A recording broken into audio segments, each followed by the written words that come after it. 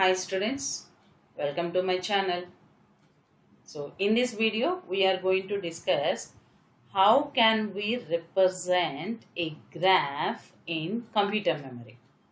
In previous videos we discussed what is a graph data structure, what are different graph traversals like DFS and BFS. We discussed this. Now you may get doubt. So how can we represent this graph in computer? We are not drawing like this now. We are not drawing graph like this in the computer. Then how can we represent the graph in computer memory? That we are going to discuss in this video. Let us start. So there are two ways of representing a graph in computer memory.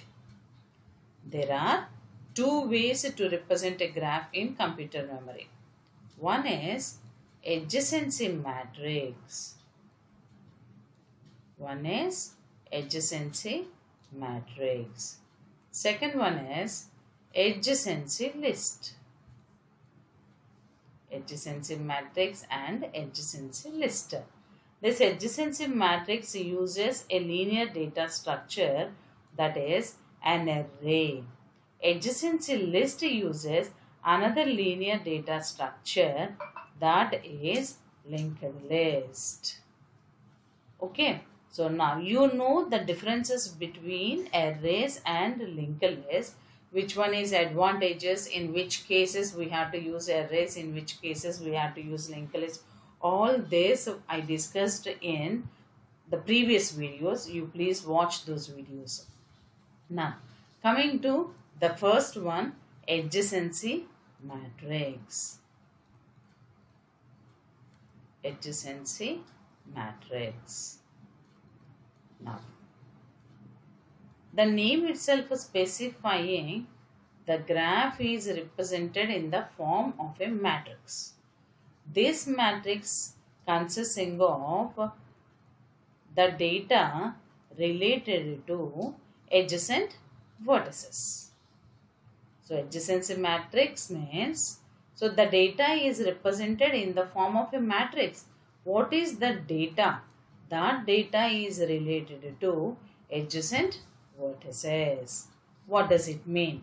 So adjacency matrix is a square matrix. Adjacency matrix is a square matrix.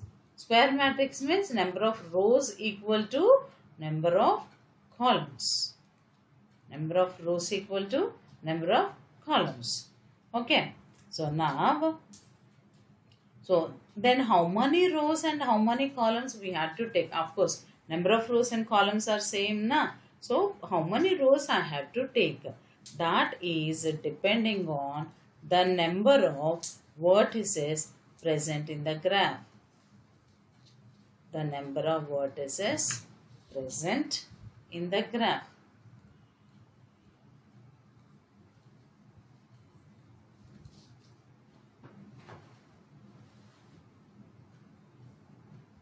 So that means, for example, this is the graph. A, B, C, D is the graph. For this graph I want to give as input to my program. So how can I give this to the program? This adjacency matrix is a square matrix that is represented with Aij, where I is a row number, J is a column number. So that entry in the matrix possibilities are zeros and ones if the graph is unweighted graph. If the graph is unweighted graph, the entries are zeros and ones. So that means it is a binary matrix. Why? Because it consisting of only zeros and ones. Binary matrix. So now when we will give entry as a 0. So if I vertex is not adjacent,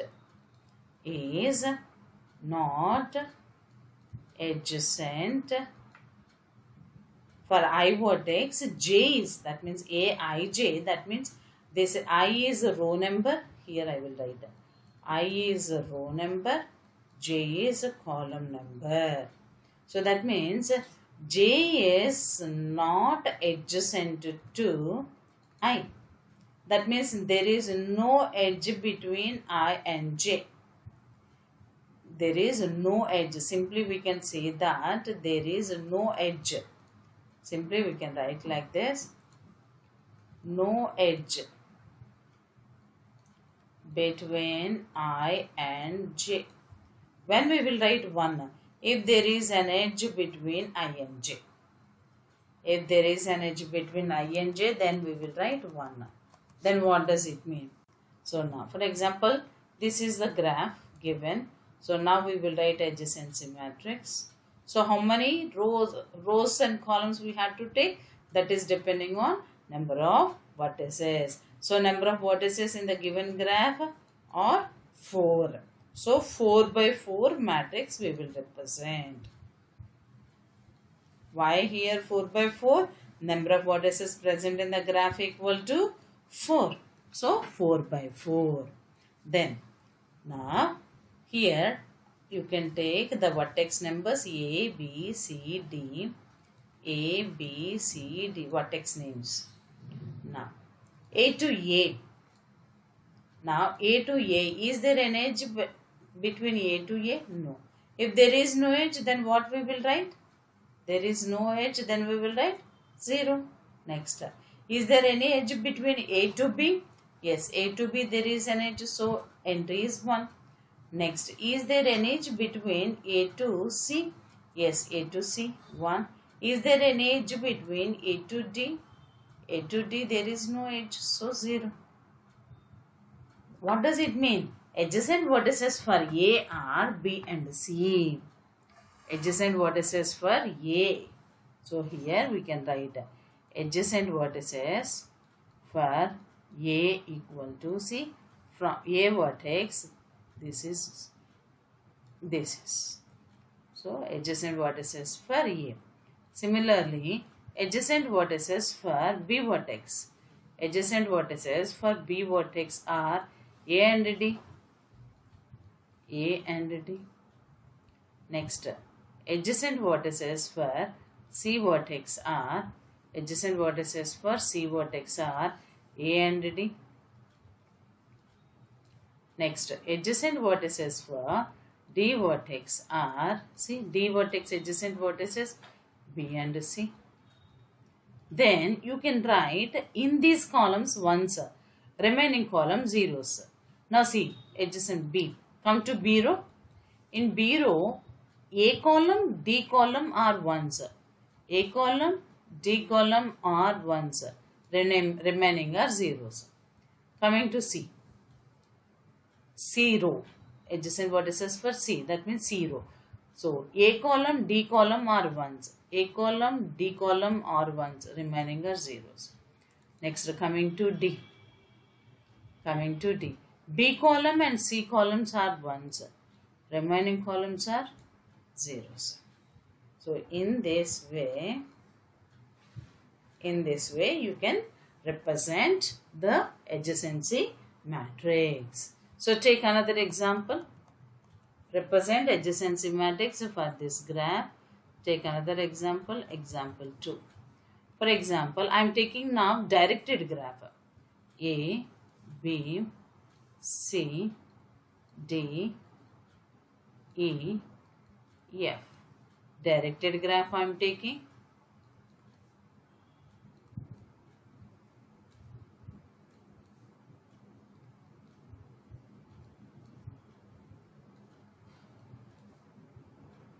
Okay, consider this graph. Now, before going to represent adjacency matrix, first we will write adjacent vertices for each vertex. So, adjacent vertices for A vertex are A to B, C. A adjacent vertices are B and C. Now, adjacent vertices for B. Adjacent vertices for B. Only it is going outgoing edge. It is called as outgoing edge. See here, B to D. So, adjacent vertex for B vertex equal to D. Next, adjacent vertex for C. C vertex adjacent vertex is E. Next, adjacent vertex for D. D vertex adjacent vertex. See, from D vertex there is no edge, outgoing edge. So here it is fine. Okay. Next, adjacent vertices for E. E adjacent vertices B, F. B, F. Then adjacent vertices for F vertex. F vertex adjacent vertices. So only D. So after writing this adjacent vertices, now represent adjacency matrix. How many rows we will take? So totally how many vertices are present? 1, 2, 3, 4, 5, 6. 6 rows. So A, B, C, D, E, F. 6 rows. And here also I am taking A, B, C, D, E, F. So, or you can write 1, 2, 3, 4, 5, 6 also, no problem. But it is difficult. Now 1 means which vertex, 2 is which vertex. So that's why I am taking the same vertex numbers. Okay. So now, so adjacent vertices for A are B and C. So write down here B and C once. Remaining are zeros. Next, adjacent vertex for B, only D. Write down in D column 1. Remaining columns are zeros. Adjacent vertices for C, E, 1, 0. Remaining column entries are zeros. Adjacent vertices for D, 5. So, these entries are zeros. Adjacent vertices for E, B and F. Here it is B. Here it is F. Remaining are zeros. Adjacent for vertices for F, D. So put 1 here. Remaining are zeros. So in this way you can represent a graph using adjacency matrix, which uses a data structure arrays. This uses the data structure arrays. Then second type of representing a graph in computer memory is adjacency list. Adjacency list. You may get doubt. So here like this you can represent a graph. Then why should we go for adjacency list? So the only one important point here it is, arrays uses very important point here it is. Okay. Arrays uses static memory allocation. Arrays uses static memory allocation. Whereas this is linked list na. Adjacency list is nothing but linked list. It is dynamic memory allocation. That means memory effectively or efficiently memory will be allocated here or utilized, and here memory will not be utilized in efficient manner. So here memory will be wasted. In arrays concept memory will be wasted. See, here zeros are there. Why should we store memory? Why should we allocate memory for zeros? So memory will be wasted in arrays. Memory will not be wasted.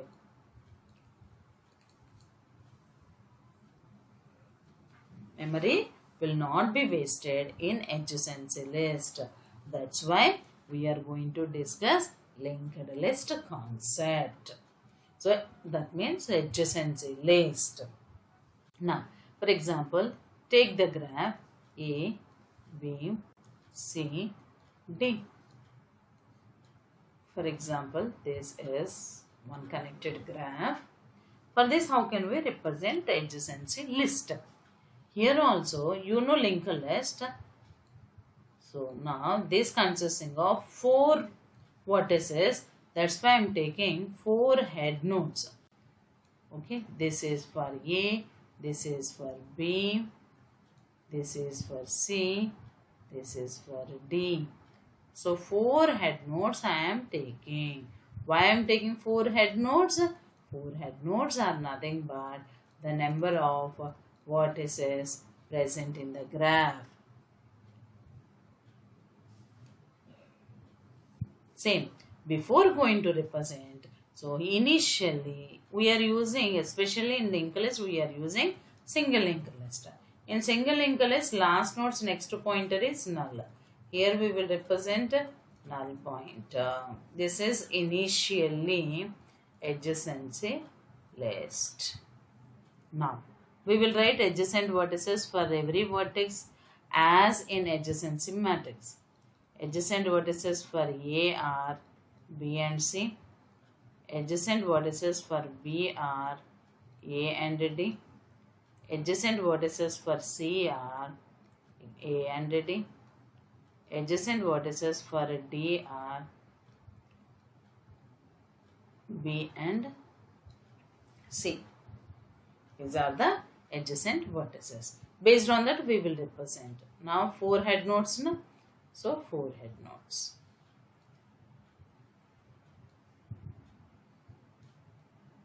A, B, C. For A vertex, adjacent vertices are B and C. So B, here it is C.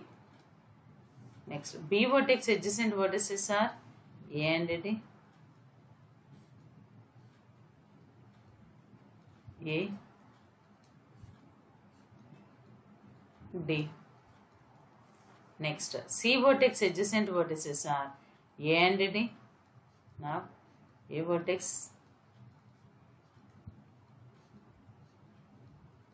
D vertex. So, how we are adding? This is simply adding a node at the end. Adding a node to SLL. You can see SLL operations. You can see SLL operations like insertion operation. Okay. D adjacent vertices are B and C. B,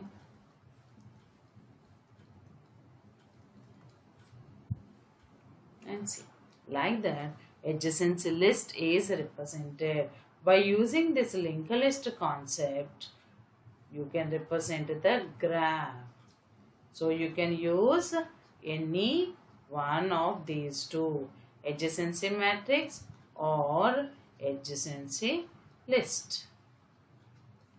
Adjacency matrix or adjacency list. You can use any one of these two. See, when we will use adjacency matrix, memory is not wasted here.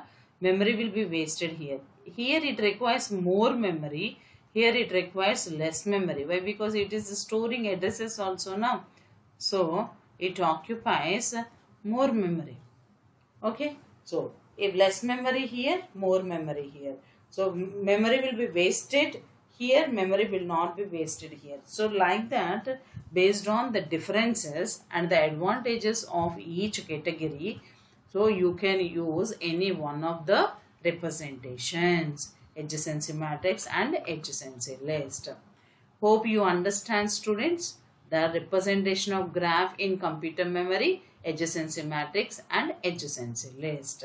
If you like the video, please share with your friends and subscribe the channel. Thank you, students. Have a great day.